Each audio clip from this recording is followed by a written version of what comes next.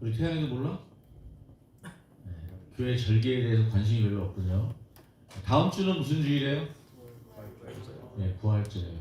부활절 바로 전주일이 종려주일이라고 합니다. 종려주일은 뭐냐면 예수님이 예루살렘에 나귀를 타고 입성하는 거예요.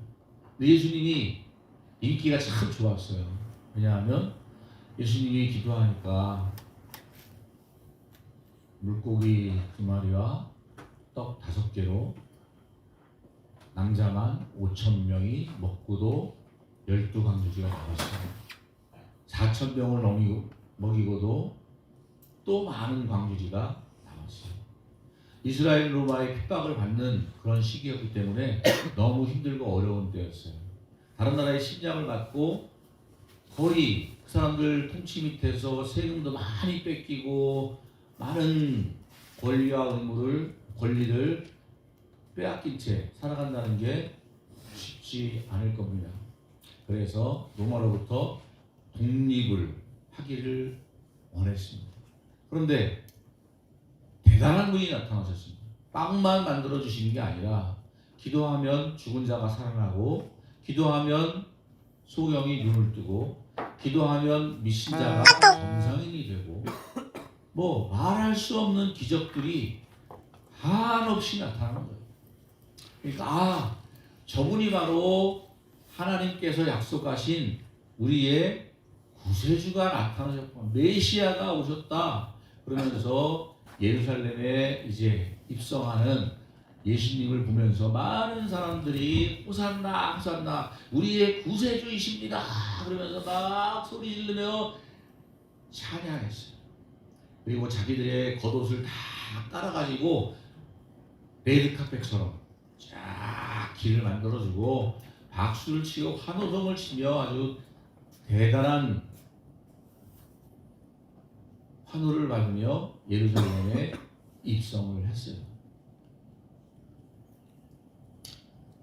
아마 이스라엘 백성들은 예수님이 자기들에게 큰 도움이 되고 그분이 큰 일을 행하실 것을 아마 기대했을 겁니다. 근데 예수님이 지금 예루살렘에 나귀를 타고, 말이 아닌 나귀를 타고 입성하신 것은, 말을 타면 멋있잖아요. 말이 크기도 크고 멋진 좋은 준말을 타고 딱 가면 정말 멋있을 텐데 그 보잘것없는 나귀를 타고 입성하셨어요. 성경은 뭐라고 표현하냐 하면 예수님이 겸손하셔서 나귀를 타고 입성했다 이렇게 말씀을 하고 있습니다. 그러면 예수님이 하시는 일이 무엇이길래 지금 예루살렘에 들어갑니까? 예수님은 이제 때가 되어서 하나님의 자녀들을 위해 십자가에서 자기가 못 박혀 죽을 것을 알고 예루살렘에 지금 들어가고 있는 거예요. 엊그저께 우리 딸이 물어보더라고요. 아빠, 종려주일은 기뻐해야 되는 날이에요? 아니면 슬퍼해야 되는 날이에요? 이렇게 물어보는 거예요. 여러분들은 어떻게 생각하십니까? 종려주일은 기뻐해야 되는 날입니까? 슬퍼해야 되는 날입니까? 은정아? 우리들은 스토리를 알기 때문에 이 종려주일 지나고 나면 내일부터 고난주간이고 또 금요일이 되면 십자가에 못 박혀 죽으실 것을 알기 때문에 종려주일은 마치 슬퍼해야 될 것처럼 생각했죠. 그러나 그 당시에 살았던 사람들은 내일 일을 몰라요. 그리고 예수님이 지금 자기들의 그 수도에 성전에 입성할 때에 많은 사람들이 막 할렐루야 주님 감사합니다 막 스타가 탄생해서 스타가 지금 들어오고 있는 거예요.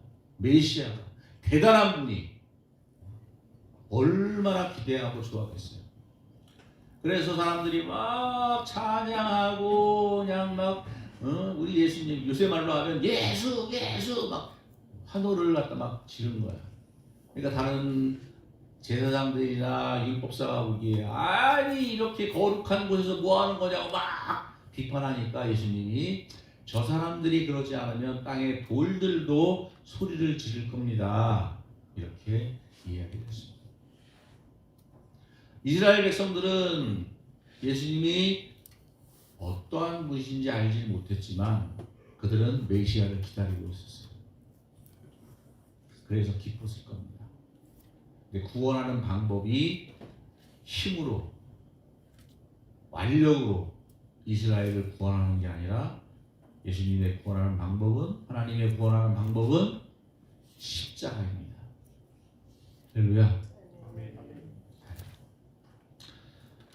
오늘 말씀을 어떤 것을 전할까 하다가 종료주일 물론 기뻐하면서 예수님을 맞이하는 그런 때이기도 하지만 또 내일부터는 고난주간이라고 해서 우리를 구원하신 예수님을 생각하며 예수님의 고난에 우리가 동참하는 것을 생각하는 또 시간을 가져야 합니다. 그래서 조금이라도 예수님에 대해서 십자가에 달리신 예수님 한번 생각을 해보는 게 어떤가 생각을 해서 오늘 본문을 정했습니다. 여러분들 인생의 가장 큰 벌은 뭐예요? 우리 향순이 어떤 벌이 제일 클 것 같아요?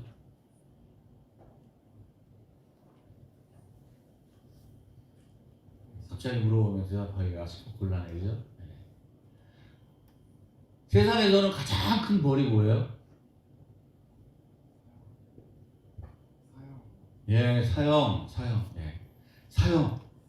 사형이 없는 국가에서는 무기징역. 사형이라는 건 뭐예요? 목숨을 단두대에서 목을 자른다거나 아니면 교수형을 처한다거나 전기의자에 앉혀서 죽인다거나 그런 것들은 어떤 거예요? 사회로부터 완전히 격리시키는 거예요. 단절시키는 거예요. 그게 가장 큰 사람에게 할 수 있는 형벌이 바로 단절, 완전한 격리를 얘기하고 있습니다. 그러면 하나님 나라에서는 가장 큰 벌이 뭡니까? 역시 마찬가지로 죽는 거예요. 아담이 하나님 앞에 범죄했을 때에 너희들 선악과를 먹으면 정령 죽으리라 얘기했어요. 들어보셨습니까? 네. 거기서 선악과를 먹으면 독사가 먹은 것처럼 으악 하고 죽는 게 아니라 그거 먹는 순간 죄를 저질렀기 때문에 하나님과의 관계가 끊어져 버린 거예요. 하나님과의 관계가 끊어져 버리니까 하나님을 알지도 못하고 하나님을 사랑할 수도 없는 거예요. 하나님께 주신 생명도 얻을 수 없을 뿐만 아니라 하나님의 사랑도 느낄 수가 없어요. 하나님의 나라를 볼 수도 없고 알 수도 없어요. 들을 수도 없어요. 그것이 바로 하나님 앞에 범죄한 대가. 그 대가가 바로 하나님과의 관계가 단절되는 겁니다. 사랑하는 우리 시민 여러분들은 지금 하나님과 어떤 관계에 있습니까? 지금 이 자리에 앉아있지만 죄로 인해서 하나님과 관계가 끊어져 있다면 오늘 이 시간 하나님과 관계가 회복되기를 주님의 이름으로 축복합니다. 아멘. 그 관계가 회복되는 것은 너무나 간단해요. 하나님이 그 관계를 회복시키려고, 격리된 그 관계를 회복시키려고 막혀있는 담을 허물어 주셨어요. 그분이 바로 예수 그리스도입니다. 그 예수님을 믿기만 하면 오늘 신민수 형제처럼 예수님이 나의 구세주입니다. 하나님 나의 아버지입니다. 이렇게 고백하는 순간 막혔던 담이 무너지고 끊어진 다리가 연결되어서 하나님과의 관계가 회복되는 것을 믿으시기 바랍니다. 아멘. 네, 예수님은 근데 십자가에서 지금 뭐라고 얘기하시냐면 1절에 오늘 읽은 것처럼 내 하나님이여 내 하나님이여 어찌하여 나를 버리셨나이까 이렇게 얘기하고 있습니다. 물론 저 본문은 다윗이 너무너무 힘들어서 하나님 앞에 하나님 어찌해서 나를 버리십니까? 왜 내 기도를 안 들어주십니까? 이렇게 기도하고 있는 거지만 예수님이 똑같이 십자가에서 지금 기도하고 있어요. 예수님이 왜 하나님과 관계가 끊어져야 될까요? 예수님은 죄가 없으신 분이라고 얘기하잖아요. 그죠? 호응을 안 해주네. 여기 보세요. 예, 거기 고개 숙이신 분들, 예, 교회 나왔으니까 이 시간 제 말씀을 좀 들어주시기 바랍니다. 예수님은 죄가 없으신 분이라고 하는데 왜 하나님과의 관계가 단절됐냐고요. 하나님으로부터 왜 사형 선고를 받았냐고요. 그것은 바로 예수님이 우리의 죄를 대신해서 십자가에 달리셨기 때문입니다. 내 죄를 예수님이 대신 십자가에서 치르시고 계시는 거예요. 그래서 모든 이 세상의 죄가 그에게로 담당케 된 거예요. 죄가 있는 곳에는 하나님이 함께 하실 수 없습니다. 왜냐하면 하나님은 거룩하신 분이기 때문에 그렇습니다.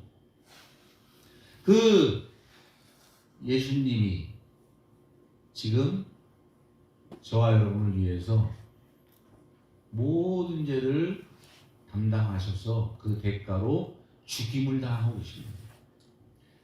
하나님으로부터 버림받으신 분. 버림받을 수밖에 없어요. 왜? 죄가 다 예수님께 됐으니까. 그러니까 하나님과 늘 동행하면서 하나님과 하나 된 그러한 모습으로 살았는데 하나님과 관계가 끊어져 버렸어요. 얼마나 마음이 아프겠어요. 여러분들은 그런 경험해 보셨습니까? 혹시 부모님한테 버림받아 본 적 있어요? 말을 안 해서 그렇지 그런 경험했던 분들도 앉아 있을 거예요. 저는 그런 경험 많이 해봤어요. 어린 생각이지만 우리 엄마 맞아? 우리 아빠 맞아? 나 어디서 주워온 거 아니야? 세상에 가장 슬픈 게 버림받는 겁니다. 여러분들은 혹시 여자친구 군대 가가지고 헤어진 사람 있습니까? 손 좀 들어봐. 여기 다 없어요? 여자친구가 없는 거예요? 전입신배 교육할 때는 막 손 들고 훈련소에 있을 때 도망갔습니다 막 이렇게 얘기하고 그러는데 여기는 좀 이제 짬밥을 먹어가지고 여자친구로부터 헤어지자는 통보를 받았어요.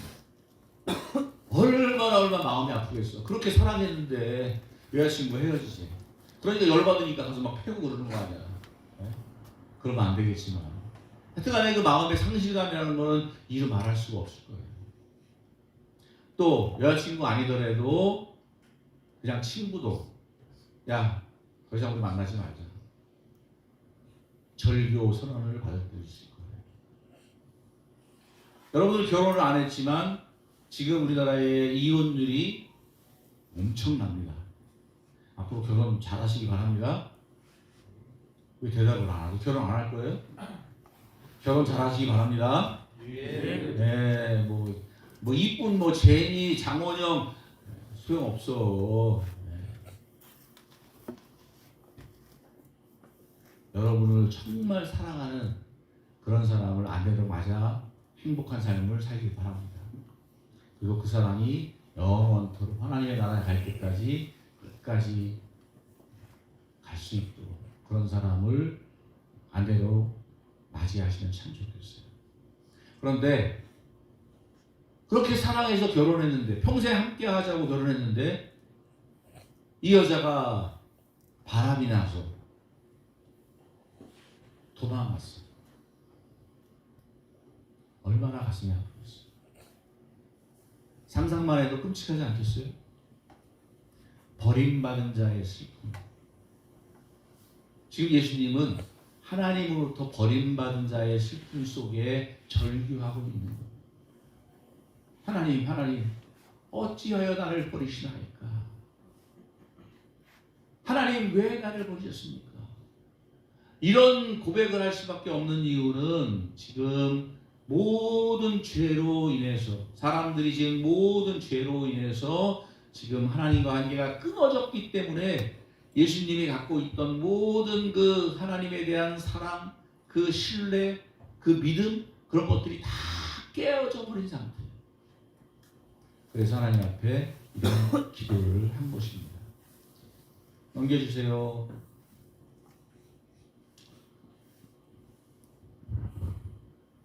사람들은 살아가면서 이렇게 아픔과 고통 속에 살아가는데 다윗은 한 가지 믿음이 있었어요.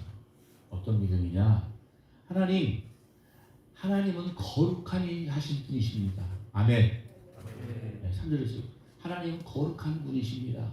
4절 우리 조상들이 하나님께 의뢰하였더니 그들을 건지셨습니다. 아멘. 부모님들한테 배운 거예요. 옛날에 말이야, 하나님이 우리 조상들이 애굽에서 노예 생활할 때에 하나님이 그들을 이 가나안 땅으로 옮겨주셔서 하나님의 나라, 하나님의 백성으로 살게 해주셨어. 그런데 홍해를 건널 때에 무시무시한 애굽의 병거와 전차와 군사들이 쳐들어올 때 하나님이 우리를 지켜주셨어. 쫓아오던 애국 군사가 전부 홍해에 빠져 죽었어. 그리고 40년 동안 사람이 살 수 없는 광야에서 하나님이 우리를 불기둥으로, 구름기둥으로 지켜주시고 하늘의 만나로 먹여주시고 메추라기로 먹여주셨어. 그래서 40년 후에 우리가 가나안 땅에 들어가 하나님의 나라를 건설했어. 근데 거기에 들어가 보니까 정말 높은 산성도 있고 거인도 있고 전차도 있고 거기도 역시 무서운 사람들이 많이 있었는데 하나님이 우리를 도왔어. 여리고성이라는 큰 성이 있었는데 하나님의 말씀대로 성을 돌고 소리 한 번 지르니까 성이 다 무너지더라. 그리고 가나안 땅에 있던 많은 족속들과 전쟁할 때에 하나님이 우리 편이 되셔서 그들을 이기게 하셨어. 아멘. 그런 말씀들을 들었기 때문에 힘들고 어려운 그 가운데서도 다윗은 하나님이 그런 분이시라는 것을 믿고 하나님 앞에 원망스러운 기도를 하고 있지만 그 마음속에는 그래도 하나님이 자기를 도와주실 것을 기대하고 기도했습니다. 할렐루야. 사랑하는 여러분, 세상을 살아가는 거 정말 힘들고 어렵습니다. 만만한 세상이 아니에요. 네. 이 세상에 살아가는데 근심 걱정 한 가지도 없는 가정이 하나도 없어요. 늘 말씀드리지만 최고의 권력자들도 어려움 당하잖아요. 돈 많은 재벌? 잠깐 내가 한 가정을 지목해서 얘기하는데 여러분들이 알고 계시는 가정, 재벌들 가정, 화목하고 행복한 아름다운 가정으로 사는 그런 재벌들 보셨습니까? 이건희 회장의 자녀들 중에 막내딸은 자살했고요. 큰딸 이혼했고요. 또 딸 하나 이혼했고요. 또 장남인 이재용 회장도 이혼했어요. 마음속에 행복함이 있겠습니까? 가정에서 느끼는 평안함과 즐거움과 행복을 누리며 살고 있겠습니까? 최태원 회장이요? 우리나라의 대단한 재벌 아닙니까? 그 사람도 이혼했어요. 혼외자를 낳았어요. 사랑하고 행복하게 살아야 할 부부가 재판 중에 있어요. 재산 분할을 얼마까지 할 것인가. 돈과 명예나 권력은 여러분을 절대로 행복하게 할 수 없습니다. 아멘. 아멘. 다윗은 지금 정말 힘들고 어려울 때에 자기 선조들을 도왔던 이스라엘 백성들을 도왔던 하나님을 기대하고 믿고 기도하고 있습니다. 사랑하는 여러분들이 그 하나님을 믿고 기도하면 하나님께서 여러분들을 지켜 주실 것을 믿습니다. 아멘. 네, 넘겨주세요. 눈을 한번 쫙 읽어봅시다. 시간 많이 걸리니까. 읽어보십니까? 아, 정말 비참하지 않습니까? 얼마나 지금 힘들면 나는 벌레입니다. 사람들이 나 벌레 취급해요. 사람들이 나를 비방하고 있어요. 사람들이 나를 조롱하고 있어요. 보는 자들마다 나를 다 비웃고 있어요.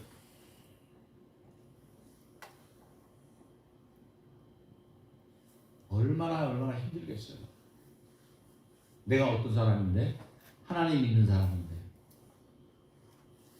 여러분들은 지금 어떤 마음의 상태인지 모르겠지만, 아니 이제까지 길지 않은 세월 20여 년 살아오면서 저런 마음을 갖고 살았던 적이 있었을 수도 있어요.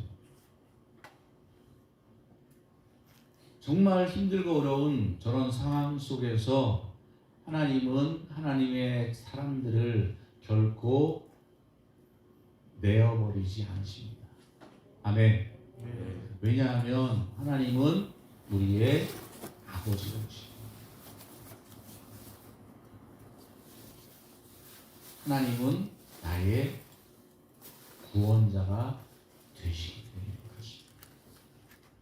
그 증거가 바로 십자가입니다. 할렐루야. 우리들을 살리셔서 하나님과 관계가 회복되게 하셔서 하나님의 자녀로서의 삶을 누리도록 살아가게 하신 것이 바로 십자가입니다. 예수님이 예루살렘에 입성하신 것은 군대로, 권력으로, 능력으로, 힘으로 로마를 내쫓는 게 아니라 하나님 나라가 다시 이 땅에 세워지도록. 아멘.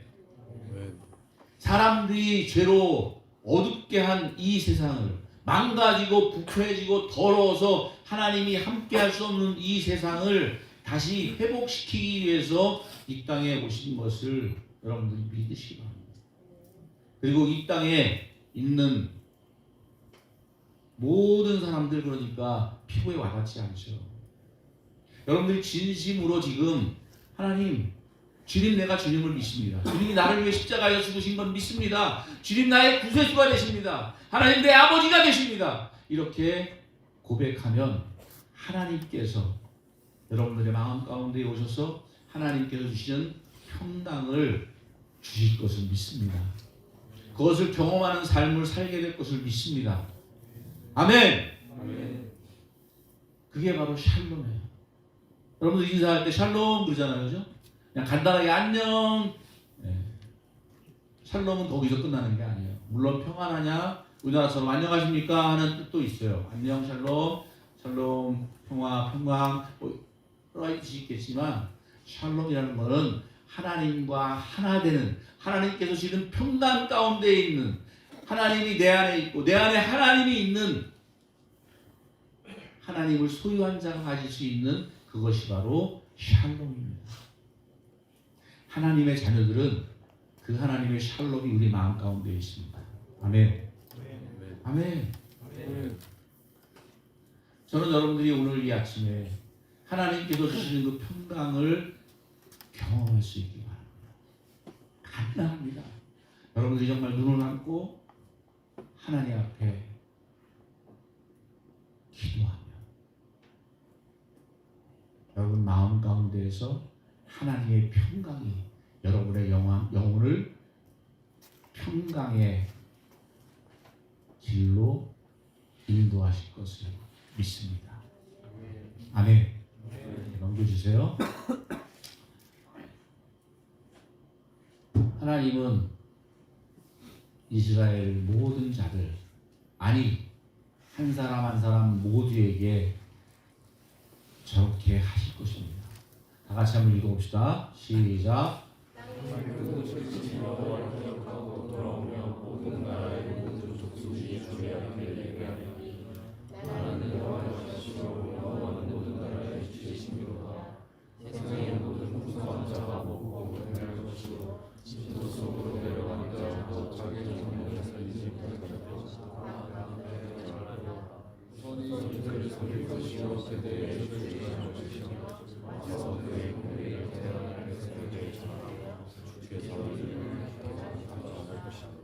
아멘. 하나님의 말씀. 하나님은 저렇게 하실 거라고, 저렇게 하신다고 말씀하고 있습니다. 하나님은 우리 사람들이 하나님 무엇을 하시도록 우리가 도와드리고 무엇을 해야 저렇게 하시는 것이 아니라 하나님은 하나님 스스로 저런 모든 일을 행하실 능력이 있습니다. 왜냐하면 하나님은 모든 우주 만물을 창조하신 분이시고 모든 우주 만물을 다스리시는 분이기 때문에 그렇습니다. 아멘. 지난번에 우리가 시편 21편을 봤는데 시편 21편 마지막 절에 무엇이라고 써 있느냐 하면 하나님은 하나님의 능력으로 인해서 영광 받으실 겁니다. 이렇게 다윗은 기록하고 있어요. 하나님은 누구 때문에, 누구 힘 때문에 영광 받으시는 게 아니에요. 연예 대상에 나와서, 연기 대상에 나와서 크리스찬이 하나님 모든 영광 하나님 앞에 올려드립니다, 이런다고 하나님이 영광 받으시는 게 아니라고. 사람이 어떻게 하나님을 영광 받으시도록 할 수 있겠어요? 하나님은 하나님의 힘과 능력으로 스스로 영광을 받으시는 분입니다. 아멘. 그런 하나님께서 이 땅을 저렇게 만드신다. 이 땅에 있는 모든 나라가 저렇게 회복될 거라고. 아멘. 그리고 저와 여러분의 마음도 저렇게 회복해 하실 것을 믿습니다. 그런데 저렇게 회복하는 것을 하나님의 힘과 능력으로 말로만 이렇게 될지어다, 사탄은 물러가고 어둠은 물러갈지어다 한마디만 하셔도 될 텐데 그렇게 하지 않으시고 예수님이 이 땅에 오셔서 매를 맞으시고 수치를 당하시고 십자가에서 고통 가운데에 우리의 죄를 대신 치르셨어요. 죄의 대가인 사망을 대신 형벌로 받으셨어요. 그랬기 때문에 우리가 하나님의 자녀가 되고 저런 하나님의 은혜를 누리며 살아갈 길이 열린 것을 믿으시기 바랍니다. 하나님이 하시는 것이 딱 한 가지가 있어요. 우리에게 바라는 것이. 하나님 모든 것을 하실 수 있지만 하나님은 여러분들을 로봇으로 만드신 게 아니에요. 아담이 선악과를 따먹을 수 있는 자유, 선택의 의지를 주신 것처럼 여러분들도 이 세상을 살아가면서 하나님을 믿을 것인가, 하나님의 말씀대로 살 것인가, 내 마음대로 살 것인가, 내 고집대로 살 것인가 결정할 수 있는 권한을 주셨어요. 그 권한을 어떤 것을 선택하느냐가 여러분의 삶이 결정될 것을 믿으시기 바랍니다. 여러분은 어떤 것을 선택하고 싶어요? 하나님을 선택하고 싶어요? 아니면 내 뜻, 내 지혜, 내 능력, 그것을 선택하고 싶어요? 여러분이 보기에 좋은 것, 여러분이 생각하기에 합당한 것, 그런 걸 선택하고 싶습니까? 아니면 하나님을 전적으로 믿고 의지하며 우리에게 가르쳐 주신 하나님의 말씀과 뜻대로 살기를 원하십니까? 요즘에 우리 딸들이 여러분 나이보다 조금 많거나 비슷해요. 막내는 여러분하고 비슷한 것 같아요. 제가 40의 큰딸을 낳았어요. 놀라지도 않네. 40의 큰딸을 낳았다니까. 근데 나이가 이제 먹어가지고 이제 대학 졸업할 때가 됐어요. 사무소에서 대학 들어갔는데 도무지 말을 안 들어. 자기 고집이라는 게 자아가 있어가지고. 여러분들도 마찬가지 아니에요? 무슨 일 결정할 때 아버지하고 엄마하고 의논합니까? 아버지하고 엄마하고 의논해서 아버지가 야, 이게 낫지 않겠니 얘기하면 듣습니까? 안 듣죠. 자기 생각에 옳은 대로 하고 싶어 하죠. 그러니까 독립하고 싶어 하더라고. 벌써 행복주식 찾아서 벌써 나가서 마음대로 살고 싶어 해. 어떤 게 행복할 것 같아요? 부모님 집에 살 때 행복할 것 같아요? 나가 살 때 행복할 것 같아요? 나가 사는 게 훨씬 편하지, 그지? 하나님의 집에 사는 게 편할 것 같아요? 하나님 집에서 떠나 사는 게 행복할 것 같아요? 왜 대답들을 안 하지? 여러분, 샬롬의 상태는 말할 수 없는 그 평강의 기쁨을 누리는 행복을 느끼는 그 상태는 어떤 상태냐 하면 내 안에 하나님이 계시고 내가 하나님 안에 거할 때 그때 샬롬을 알 수 있는 거예요. 저는 여러분들이 이 시간 하나님과 하나 되는 하나님이 내 안에 있고 내 안에 하나님이 하나님 안에 내가 있는 것 그 가운데에서 하나님의 평강을 누리며 살아가기를 주의 이름으로 축복합니다. 그것이 하나님의 자녀의 특권이고 하나님의 자녀가 누릴 수 있는 최고의 경지. 날마다 하나님 앞에 조금씩이라도 기도하고 하나님의 말씀을 보고 하나님의 뜻을 생각하고 한 걸음 한 걸음 내디딜 때마다 주님 어떻게 해야 되겠습니까? 내가 무엇하기를 원하십니까? 그런 마음으로 살아간다면 항상 하나님은 평강의 마음으로 여러분을 인도하실 것을 믿습니다. 아멘. 다 같이 찬양하겠습니다.